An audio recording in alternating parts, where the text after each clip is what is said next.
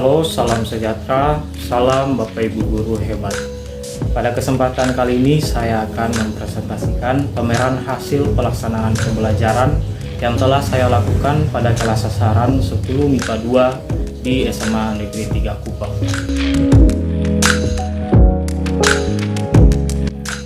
Dimulai dengan melakukan asesmen diagnostik, di mana asesmen diagnostik ini digunakan untuk dapat mengetahui situasi kelas dan karakteristik dari peserta didik. Ada dua instrumen yang saya gunakan, yaitu yang pertama, form observasi yang saya buat untuk mengetahui karakteristik dari peserta didik berupa perkembangan fisik, perkembangan kognitif, perkembangan bahasa, perkembangan sosio-emosional, dan perkembangan moral.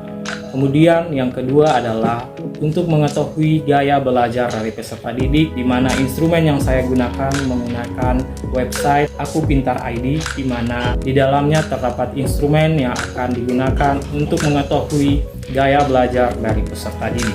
Berikut adalah bentuk instrumen yang saya gunakan pada form observasi karakteristik peserta didik.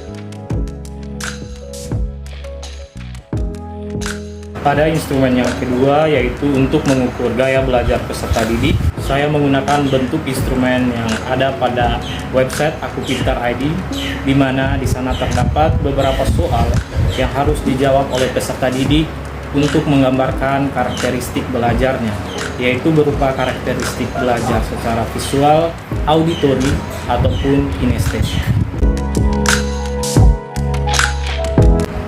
Setelah melakukan asesmen diagnostik, selanjutnya saya menetapkan profil dari para peserta didik.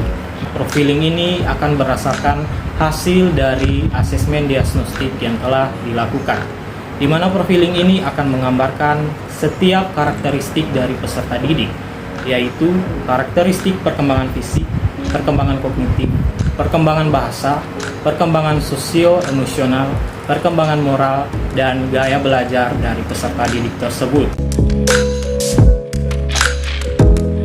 Setelah memperoleh informasi karakteristik para peserta didik, maka tentunya kita dapat merencanakan suatu proses pembelajaran yang sesuai dengan kebutuhan belajar dari para peserta didik tersebut berdasarkan karakteristiknya masing-masing, di mana kebutuhan belajar tersebut yaitu sesuai dengan tingkat perkembangan maupun gaya belajarnya.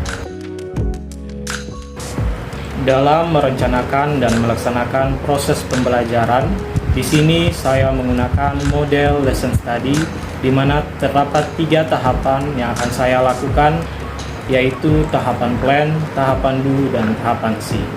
Pada tahapan plan, saya melakukan perencanaan proses pembelajaran di bawah bimbingan dosen pembimbing lapangan dan guru pamong, di mana yang saya lakukan yaitu menentukan capaian dan tujuan pembelajaran, kemudian menentukan strategi atau model pembelajaran yang akan diterapkan berdasarkan karakteristik dari peserta didik, kemudian menentukan sumber-sumber belajar, dan selanjutnya menentukan instrumen evaluasi yang akan dilakukan, di mana semuanya itu dimuat dalam rancangan modul ajar yang terdiri dari RPP, bahan ajar, lembar kerja peserta didik, instrumen penilaian, dan media pembelajaran.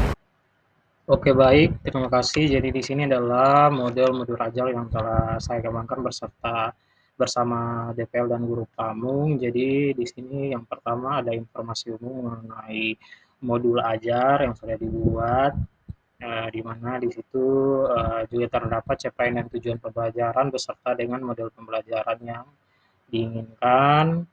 Oke, jadi di sini ya ada sintak pembelajaran yang dilakukan. Jadi di sini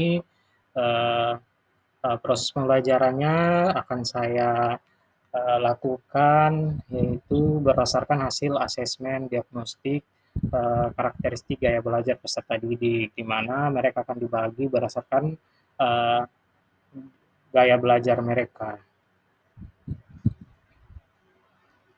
Ya, selanjutnya dalam modul ajar itu sendiri juga telah terdapat instrumen observasi, instrumen penilaian, yaitu dari penilaian kognitif, kemudian ada penilaian psikomotor, dan penilaian afektif. Oke. Kemudian modul ajar itu sendiri sudah ada bahan ajar yang saya sertakan, dan selanjutnya di sini adalah LKPD atau lembar kerja peserta didik yang akan peserta didik kerjakan selama proses mereka belajar membangun pemahaman mereka. Nah, di sini peserta didik itu terbagi menjadi 2 gaya belajar, yaitu visual dan kinestetik, sehingga proses belajar yang mereka akan lakukan itu berbeda-beda tergantung dari gaya belajarnya masing-masing. Pada tahapan 2, saya melaksanakan proses pembelajaran di kelas berdasarkan atas rancangan pembelajaran yang telah saya buat pada modul ajar. Pada tahapan 2, yang dilihat adalah kemampuan dalam melaksanakan proses pembelajaran berdasarkan rancangan yang telah dibuat dan kemampuan untuk mengelola dan mengkoordinir situasi kelas dan peserta didik agar tercapainya proses pembelajaran yang diinginkan. Pada tahapan 2, selain melakukan proses pembelajaran, juga dilakukan proses asesmen berdasarkan instrumen yang telah dibuat. Dalam melaksanakan proses pembelajaran yang telah saya rancangkan, saya melakukan proses pembelajaran berdiferensiasi sesuai dengan hasil karakteristik peserta didik yang saya peroleh melalui instrumen atau asesmen diagnostik, di mana pada pembelajaran bentuk molekul dengan model pembelajaran project based learning, saya meminta peserta didik dengan bentuk atau gaya belajar visual untuk melakukan atau menyampaikan pemahaman mereka mengenai suatu bentuk molekul melalui mereka menggambar bentuk molekul tersebut pada media 2 dimensi seperti kertas atau karton. Kemudian untuk peserta didik dengan tipe gaya belajar kinestetik, saya meminta mereka untuk dapat melaksanakan atau membuat bentuk molekul secara 3 dimensi menggunakan plastisine.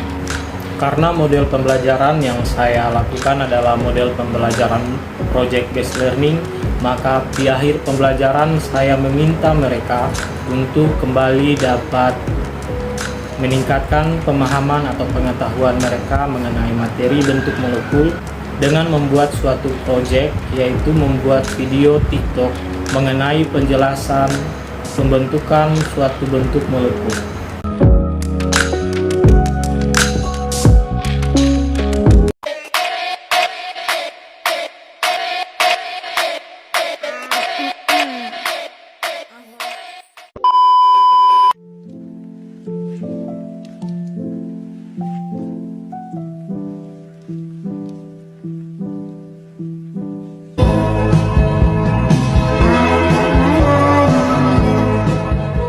Kala, salah. Oke, lanjut. Perkenalkan, saya Isabella Francisca Mulyono, saya dari kelas 10 MIPA 2 SMA Negeri 3 Kota Kupang. Saya dari kelompok 6 akan menjelaskan mengenai penentuan bentuk molekul. Sebelum menentukan bentuk dari molekul yang berikatan, kita harus memahami teori berikut ini.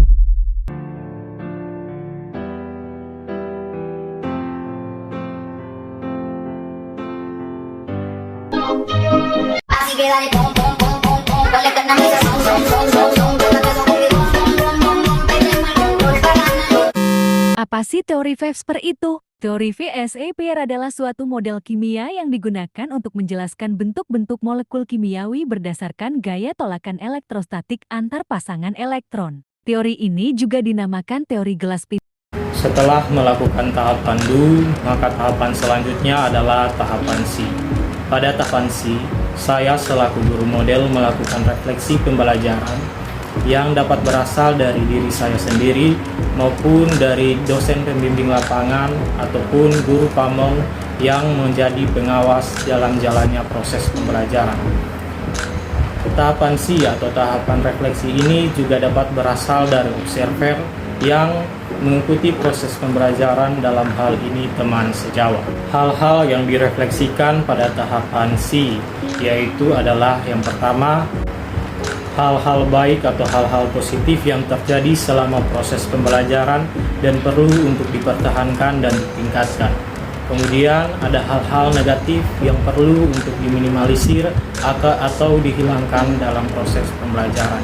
Selanjutnya adalah refleksi mengenai bagaimana proses pembelajaran dapat berlangsung dengan baik dan pengembangan proses pembelajaran selanjutnya.